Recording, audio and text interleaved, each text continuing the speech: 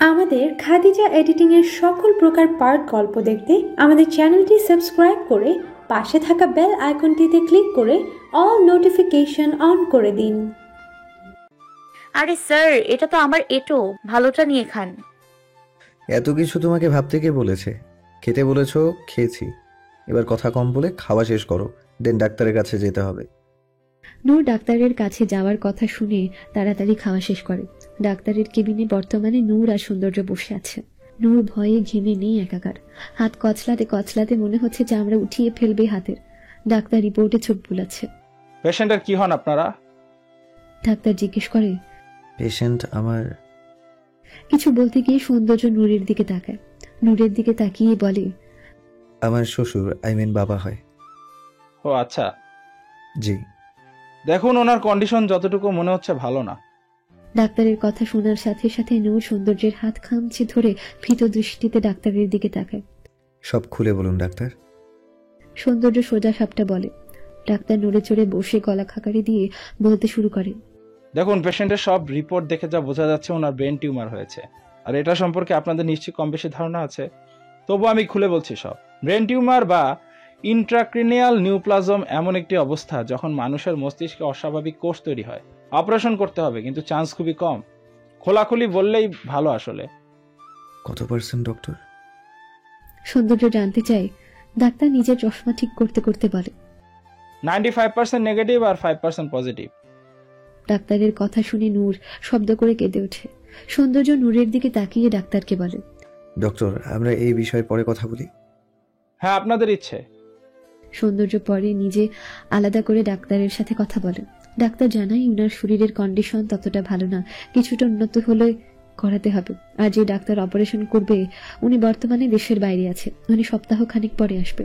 সবকিছু উনি আবার পর্যবেক্ষণ করে ডিসিশন জানাবে। আপাতত 2 দিন নূরের বাবাকে হাসপাতাল রেখে বাড়িতে নিয়ে আসা হয়। এই 2 দিন সৌন্দর্য হাসপাতালেই ছিল। নূরের বাবা এখন কিছুটা ভালো আছে, তবে ততটাও নয়। সৌন্দর্য নিজে ওদের বাড়ি পৌঁছে সবকিছু বুঝিয়ে তারপর বাড়িতে যায়। এই 2 দিন না ভালো মতো ঘুম হয়েছে আর না খাওয়া দাওয়া। সৌন্দর্য নিজেও কেমন অসুস্থ বোধ করছে। তাই ভার্সিটি থেকে 1 দিনের জন্য ছুটি নিয়েছে। সিদ্ধান্ত নিয়েছে 1 দিন ঘুমিয়ে কাটিয়ে দেবে। কিন্তু নিজে ঘুম আর বিশ্রাম করার ফাঁকেও একটু পরপর নূরকে কল দিয়ে তার বাবার খোঁজ খবর নিতে ভুলছে না। কিছু লাগবে কিনা, লাগলে যেন সাথে সাথে কল করে। লজ্জা নিয়ে যেন বসে না থাকে, বা সৌন্দর্য কিছু মনে করবে কিনা এই ধারণা নিয়ে যেন বসে না থাকে। যখনই দরকার পড়বে সেটা রাত 2টো হলেও যেন তাকে ফোন করে জানানো হয়, নয়তো পরে এর জন্য সৌন্দর্য দেখে নেবে বলে হুমকি দেয়। সৌন্দর্যের এরূপ কথায় নূর অবাক। লোকটা তাদের ভালো করতে চাইছে, তাও আবার হুমকি দিয়ে নূর তার বাবার কাছ থেকে নড়ছেই না। সব নিজের হাতে করছে। বাবার সাথে কত কথা বলছে, এতদিনের জমানো সব কথা যেন ঠেলে দিচ্ছে। নূরের বাবা মেয়ের দিকে তাকিয়ে শুধু তার করা পাগলামিগুলো দেখছে। ভেতর থেকে শক্ত মানুষটা ভেঙে গেছে। খুব করে কাঁদতে ইচ্ছে করে, কিন্তু মেয়ে আর বউয়ের সামনে একেবারে কাঁদা যাবে না, নয়তো ওরা ভেঙে পড়বে। মেয়েদের মন ভরে দেখে নিচ্ছে। কেন যেন মন বলছে আর দেখতে পারবে না।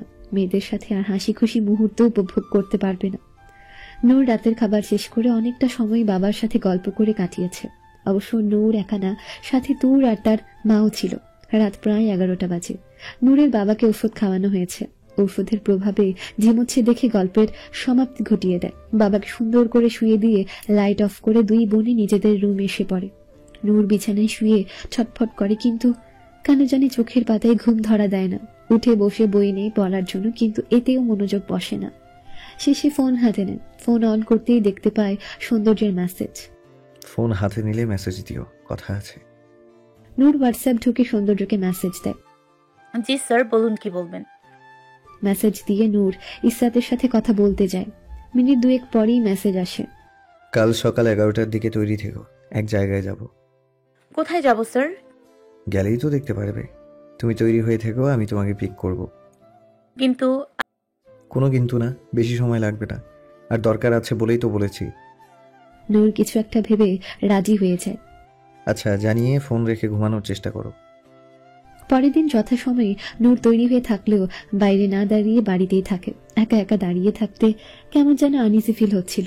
সৌন্দর্য নূরদের বাড়ির সামনে এসে গাড়ি থামিয়ে দেয়। মেয়েটাকে টাইম দিয়েছে, কিন্তু এখনো আসার নাম নেই।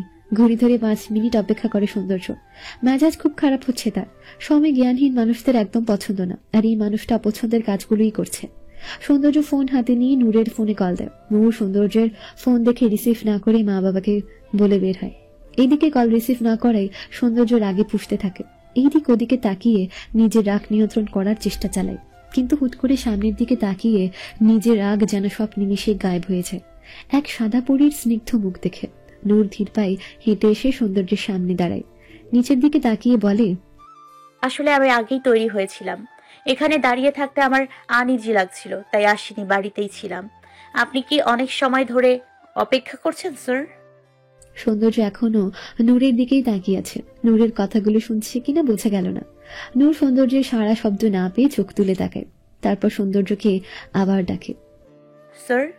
No response. এবার একটু জোরেই ডাক দেয়। সৌন্দর্য নিজেকে সামলে নিয়ে বলে, হ্যাঁ।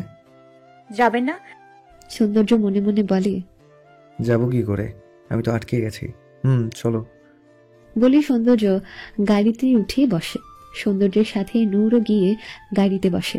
সৌন্দর্য নূরকে নিয়ে ফাতিহার স্কুলে যায়। ফাতিহার স্কুলে কিছু কাজ আছে, আর তার মধ্যে নূরের মনটা যেন একটু ভালো হয় তারই চেষ্টা। স্কুলে এসে সৌন্দর্য প্রথমে অফিসে ঢুকে স্যার ম্যাডামদের সাথে কিছু সময় কথা বলে তারপর প্রিন্সিপাল ম্যাম একটা খাতা এগিয়ে দেয় সাইন করার জন্য। সৌন্দর্য সাইন করে নূরের দিকে খাতা এগিয়ে দেয়, তারপর আস্তে করে নূরের কানের কাছে গিয়ে বলে, আমি ফাতিহার কাছে যাচ্ছি, তুমি সাইনটা করে এসো। নূর বুঝলো না কি হচ্ছে। সৌন্দর্যের কথা মতো সাইন করতে গিয়ে থমকে যায়। ফাতিহার বাবার নামের জায়গায় মিস্টার রূপম ওয়াহিদ নাম দেখে নূর খাতার দিকে তাকিয়ে আছে এক দৃষ্টিতে। মাঝে মাঝে অনাকাঙ্ক্ষিত কিছু চোখের সামনে আসে যা আমরা কল্পনাও করতে পারি না। নূর কয়েকদিন ধরে একের পর এক ছটকা খেয়ে চলেছে। খাতার মধ্যে থাকা মিস্টার রূপম ওয়াহিদ নামটার দিকে তাকিয়ে নূর হিসেব মেলাতে ব্যস্ত হয়ে পড়ে, অথচ কিছুতেই কিছু হিসেব তার মিলছে না। কে এই রূপম, কি তার পরিচয়, কিংবা ফাতিহার অভিভাবকের দায়িত্বই বা সৌন্দর্য কেন পালন করে? ওদের বন্ডিং দেখে যে কেউ অনায়াসে ধরে নেবে এরা বাবা মেয়ে। আর প্রিন্সিপাল ম্যাম তো সৌন্দর্য আসার সাথে সাথে বলে উঠেছে, মিস ওয়াহিদ, আপনার মেয়ে অনেক ভালো সব দিক দিয়ে। তার আচার ব্যবহার, চাল চলন, খুব ভালো শিক্ষা নিয়ে বড় করেছেন আপনার মেয়েকে। তাহলে এসব কেন বলল? কথায় কথায় তো আপনার মেয়েই করে গেল। এই মুহূর্তে হাজারটা প্রশ্ন এসে নূরের মাথায় এসে ঘুরপাক খাচ্ছে। কি হলো, এনি প্রবলেম? জিজ্ঞেস করে প্রিন্সিপাল ম্যাম। নূর তার সকল ভাবনা সাইডে রাখে। নো নো ম্যাম, কোনো সমস্যা নেই বলে তাড়াতাড়ি করে সাইন করে দেয়। এর মধ্যে সৌন্দর্য ফাতিহাকে নিয়ে এসেও পড়ে। নূর, তোমার হয়েছে? জানতে চায় সৌন্দর্য। হ্যাঁ, হয়ে গেছে। আচ্ছা, তাহলে চলো যাওয়া যাক। হুম। আসছি ম্যাম। কোনো ধরনের অসুবিধা বা দরকার হলে অবশ্যই আমাকে ইনফর্ম করবেন। আর আমার মেয়েকে নিয়ে কোনো সমস্যা আশা করি হবে না, যদিও হয় তাহলে আমাকে জানাতে ভুলবেন না। নূর সৌন্দর্যের দিকে তাকিয়ে ভাবে, কি জোরালো ভাবে আমার মেয়ে বলছে, না একটু সংকোচ না অন্য কিছু। সৌন্দর্য তাদের থেকে বিদায় নিয়ে নূর আর ফাতিহাকে নিয়ে বের হয়ে যায়। গাড়িটা একটু দূরে পার্কিং করেছে সৌন্দর্য। এদিকে একটু সমস্যা হয়েছে তাই আর গাড়ি এনে রিস্ক নেয়নি। সৌন্দর্যের কোলে ফাতিহা, নূর তাদের পাশেই হাঁটছে। সে ভাবনার জগতে বিচরণ করছে এখন। কিছুতেই হিসেব মেলাতে পারছে না নূর। ভাবনায় বিভোর হয়ে ভুলে বসেছে সে রাস্তা দিয়ে হাঁটছে। হুট করেই এক মহিলার সাথে ধাক্কা খেয়ে পড়তে পড়তে বেঁচে যায়। এসব কি? তুমি কি কোনো কিছু ঠিকভাবে করতে পারো না? একটু জোরালো ভাবে বলে সৌন্দর্য। মহিলাটা কেমন করে যেন সৌন্দর্যের দিকে তাকিয়ে আছে। নূর মহিলাটার দিকে তাকিয়ে একটু হাসার চেষ্টা করে সরি বলে। সৌন্দর্য মহিলার দিকে তাকিয়ে চুপ হয়ে যায়। মহিলা দুজনের দিকে তাকিয়ে আচ্ছা বলে চলে যায়। ফাতিহার মতো তোমারও যে কোলে উঠতে ইচ্ছে করছে সেটা বললেই পারতে। শুধু শুধু এরকম বেখেয়ালি অ্যাক্সিডেন্ট করার প্রয়োজন ছিল না। আমাকে বলতে যে কোলে উঠতে ইচ্ছে করছে, আমি তোমার হাজব্যান্ড হই, অবশ্যই তোমার কোনো ইচ্ছা অপূর্ণ রাখবো না। নূর চোখ বড় বড় করে সৌন্দর্যের দিকে তাকায়। কি বলছে কি ঠোঁটকাটা লোকটা এই বাচ্চা মেয়ের সামনে। ওয়াও মিস্টার ওয়াহিদ, তুমি মাম্মাকেও কোলে নেবে? মাম, এসব বড়দের কথায় কান দিতে নেই, তুমি চকলেট খাও। বলেই পকেট থেকে একটা চকলেট বের করে দেয়। ফাতিহা চকলেট পেয়ে খাওয়ায় ব্যস্ত হয়ে যায়। এইদিকে কি হচ্ছে তার কোনো হুঁশই নেই। সৌন্দর্য একটু এগিয়ে নূরের হাত ধরে। নূর সৌন্দর্যের ছোঁয়ায় কেঁপে ওঠে। সৌন্দর্য একটু এগিয়ে নূরের কানের কাছে ফিসফিস করে বলে, আমার বউয়ের কোলে ওঠার ইচ্ছেও আমি পূরণ করব, এখন আপাতত এভাবেই আসো। বলে নূরের হাত ধরে এগিয়ে যায় গাড়ির দিকে। নূর একবার হাতের দিকে তো একবার সৌন্দর্যের দিকে তাকায়। কেন জানি ভালো লাগায় পুরো শরীর শিউরে উঠছে। সৌন্দর্য নিজেই নূরকে গাড়িতে তুলে সিট বেল্ট বেঁধে দেয়। এই প্রথম বাবা ছাড়া অন্য কোনো পুরুষ এত কেয়ার করছে। বাবার কথা মাথায় আসতেই চোখ ভিজে ওঠে অশ্রুতে। অনেক করে আটকানোর চেষ্টা করে চোখের পানি নূর, কিন্তু চোখ কি বাঁধ মানে কষ্ট মনে হলে টুপ করে গাল বেয়ে কোলে এসে চোখের পানি পড়ে। নূর সৌন্দর্য দেখার আগে তাড়াতাড়ি চোখ মুছে নেয়। সৌন্দর্য কোথায় নিয়ে যাচ্ছে নূর জানে না, জিজ্ঞেসও করেনি কোথায় যাচ্ছে। বসে ফাতিহার সাথে টুকটাক কথা বলছে, এটা খেয়াল করেনি গাড়ি ওদের বাড়ির রাস্তায় যাচ্ছে। মাঝখানে আবার সৌন্দর্য গাড়ি দাঁড় করিয়ে কোথায় যেন যায়। মিনিট 15 পর ফিরে আসে, 2 হাত ভর্তি করা ব্যাগ, আর এসবের ভেতর মনে হয় ফল মিষ্টি আছে। নূরের যা মনে হলো। নূর এসব দেখেও কিছু জিজ্ঞেস করেনি। সৌন্দর্য গাড়ি এনে নূরদের বাড়ির সামনে থামায়। নূর আর ফাতিহা তখন গল্প করতে ব্যস্ত। এই যে আমার 2 ম্যাডাম, আপনাদের গল্প কি শেষ হয়েছে? না হলে একটু রেস্ট নিন, বাড়িতে গিয়ে আবার শুরু করবেন, ঠিক আছে?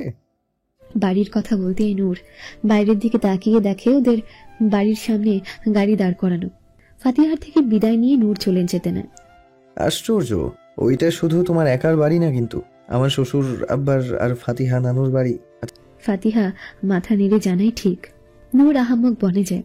আজও যে বাড়িতে যাওয়ার কথা বলতে ভুলে গেছে সেটা মাথায় আসতে ঠাঁসিয়ে ছড় মারতে ইচ্ছে করলো নিজের মাথায় নিজেরই। এর মধ্যে সৌন্দর্য ফাতিহাকে নিয়ে গাড়ি থেকে নেমে দাঁড়ায়। নূরের কোলে ফাতিহাকে দিতে দিতে বলে, ধরো তোমার মেয়েকে। তারপর গিয়ে গাড়ির পেছন থেকে কিনে আনা জিনিসপত্রগুলো নিজের হাতে নিয়ে নূরকে চোখের ইশারায় ভেতরে যেতে বলে। নূর রোবটের মতো চলতে থাকে। দরজার সামনে দাঁড়িয়ে আছে বর্তমানে 3 জন। কি হলো? কলিং বেল বাজাও, আমার 2 হাত ভর্তি, দেখতে পাচ্ছ না? নূর কলিং বেল দিয়ে অপেক্ষা করতে থাকে দরজা খোলার জন্য। মিনিট খানেক পরেই দরজা খুলে যায়। তোর দরজা খুলে দিয়েছে। আরে তুই নূরকে তোর পাত্তাই দিল না, হাত দিয়ে সরিয়ে সৌন্দর্যের পাশে দাঁড়িয়ে। আল্লাহ, এ আমি কি দেখছি? জিজু, আপনি আমাদের বাড়িতে এসেছেন? ওয়াও! হ্যাঁ, আমার একমাত্র শালিকা, আমি এসেছি, তোমার জিজু। এবার ভেতরে ঢুকতে দাও আগে। তোর নিজেই সৌন্দর্যের হাতের জিনিসপত্র নিয়ে ওদেরকে ভেতরে প্রবেশ করে। সৌন্দর্যকে দেখে নূরের বাবা মা খুব খুশি হয়। সবচেয়ে বেশি খুশি হয় নূরের বাবা। নূর আর সৌন্দর্য পাশাপাশি দাঁড়িয়েছিল। মেয়ে আর মেয়ের জামাইকে 2 চোখ ভরে দেখে নেয়। কি সুন্দর লাগছে দুজনকে। নূরের মা সৌন্দর্যকে আপ্যায়ন করতে ব্যস্ত হয়ে যায়। যদিও বাড়িতে কারোই মনের অবস্থা ভালো না, তবুও জামাইকে তো আর এমনি এমনি বসিয়ে রাখা যায় না। তার উপর নূরের বাবা নিজে বলে দিয়েছে সৌন্দর্য আর ফাতিহার জন্য কি কি রান্না করতে। তাদের আপ্যায়নের যেন কোনো কমতি না থাকে। তোর ফাতিহাকে নিয়ে নিজের রুমে গিয়ে নিজের সাজার জিনিস দিয়ে বসিয়েছে। নূর নিজের রুমে চলে গেছে ফ্রেশ হয়ে জামা চেঞ্জ করতে। সৌন্দর্য বসে বসে নূরের বাবার সাথে গল্প করছে। নূরের বাবা গল্প করতে করতে এক পর্যায়ে ঘুমিয়ে যায়। সৌন্দর্য আর এখানে বসে থাকে না, উঠে ড্রয়িং রুমের দিকে চলে যায়। চারদিকে চোখ বুলিয়ে দেওয়ালের দিকে তাকাতে ওদের 4 জনের বড় একটা ফ্যামিলি ফটোর দিকে নজর যায়। সৌন্দর্য দাঁড়িয়ে দাঁড়িয়ে দেখছে। এর মধ্যে পেছন থেকে দূর এসে বলে, আরে জিজু, আপনি এখানে একা একা কি করছেন? ফ্রেশও হননি দেখা যায়। আসুন আমার সাথে। বলে টেনে নিয়ে যেতে থাকে। আরে শালিকা, কোথায় নিয়ে যাচ্ছ? আপুর রুমে। এখন আমি তোমার আপুর রুমে গিয়ে কি করব? তার চেয়ে বরং আমাকে গেস্ট রুমটা দেখিয়ে দাও, একটু ফ্রেশ হওয়া দরকার। ফ্রেশ হলে একটু হবেন কেন শুনি? পুরোপুরি হন নিচের বইয়ের রুমে গিয়ে। বলে চোখ মেরে জোরে ধাক্কা দিয়ে সৌন্দর্যকে ভেতরে ঢুকিয়ে বাইরে থেকে দরজা আটকে তোর মুচকি হেসে চলে যায়। এইদিকে নূর মাত্রই ফ্রেশ হয়ে বের হয়েছে। বাথরুমে জামা নিয়ে যেতে ভুলে গেছে, তাই রুমেই চেঞ্জ করবে বলে ঠিক করে নেয়। সাধারণত নূর তার রুম লক করে না, বাড়িতে তেমন কেউ নেই, আর থাকলেও নক করে ঢুকে। আজ যে বাড়িতে সৌন্দর্য এসেছে সেটা মাথা থেকে বের হয়ে গেছে নূরের। মাত্রই ওনাটা রেখে জামা নিতে যাবে, কোথা থেকে হুট করে সৌন্দর্য এসে নূরকে নিয়ে ধপাস করে বিছানায় পড়ে যায়। তুরের হুট করে ধাক্কায় সৌন্দর্য নিজের ব্যালেন্স রাখতে পারেনি, নূরকে সাথে নিয়ে বিছানায় পড়ে যায়। নূর কি হলো কিছুই বুঝল না। সে অনুভূতি শূন্য হয়ে সৌন্দর্যের দিকে তাকিয়ে আছে। দুজনের দৃষ্টি দুজনের দিকে নিবদ্ধ। দুজনের পৃথিবী যেন থমকে গেছে। সৌন্দর্যের কি হলো কে জানে। নিজের হাত নূরের পেছনে রেখে নূরকে নিজের সাথে পুরোপুরি মিশিয়ে নিয়ে জড়িয়ে ধরে। সৌন্দর্যের জড়িয়ে ধরা বেশি সময় স্থায়ী হলো না। যেভাবে ঝড়ের বেগে জড়িয়ে ধরেছে সেভাবে ঝড়ের বেগেই নূরের কাছ থেকে ছিটকে সরে উঠে দাঁড়িয়েছে। নূর হ্যাং হয়েছিল, বুঝতেও পারেনি যে তাকে সৌন্দর্য জড়িয়ে ধরেছে। সৌন্দর্য উঠে দাঁড়ানোর পর তার হুঁশ আসে। উঠে বসে সৌন্দর্যের দিকে তাকিয়ে দেখে সৌন্দর্য অন্যদিকে মুখ করে আছে। নূর সৌন্দর্যের কাহিনী কিছুই বুঝল না। নিজের দিকে চোখ যেতে লজ্জায় মাটিতে মিশে যেতে ইচ্ছে করলো নূরের। তাড়াতাড়ি করে ওড়না গায়ে দিয়ে বড় বড় নিঃশ্বাস নিতে থাকে।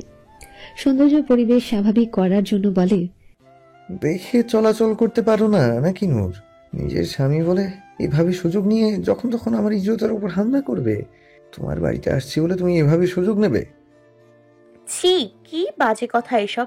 আপনি কি বলছেন স্যার? আপনার মাথা কি ঠিক আছে নাকি পুরোপুরি খারাপ হয়ে গেছে? কি সব কথা বলছেন? আর আমি কখন আপনার উপর সুযোগ নিলাম শুনি? পড়েছেন তো আপনি, কোথায় থেকে হুট করে উড়ে এসে একেবারে গায়ের উপর পড়েছেন। নিজে দোষ করে মুখের জোরে একেবারে আমার উপর চাপিয়ে দিচ্ছেন। এক নাগারে কথাগুলো বলে নূর হাঁপাতে থাকে আর জোরে জোরে নিঃশ্বাস নিতে থাকে। এভাবে হাঁপানি রোগীর মতো নিঃশ্বাস নেওয়ার কি আছে? আশ্চর্য, আমি এখনো তোমার সাথে কিচ্ছু করিনি, না করতেই তোমার এই অবস্থা। বাড়িতে দেখা যায় আগে থেকে অক্সিজেন সিলিন্ডার রাখতে হবে। কি করার কথা বলছেন আপনি? প্রশ্নটা করে নূরের মাথায় আসে লোকটা কি বোঝানোর চেষ্টা করছে। বুঝতে পেরে লজ্জায় মিয়ে যায়, মুখ দিয়ে বেরিয়ে আসে, ছি, কি নোংরা আপনি স্যার।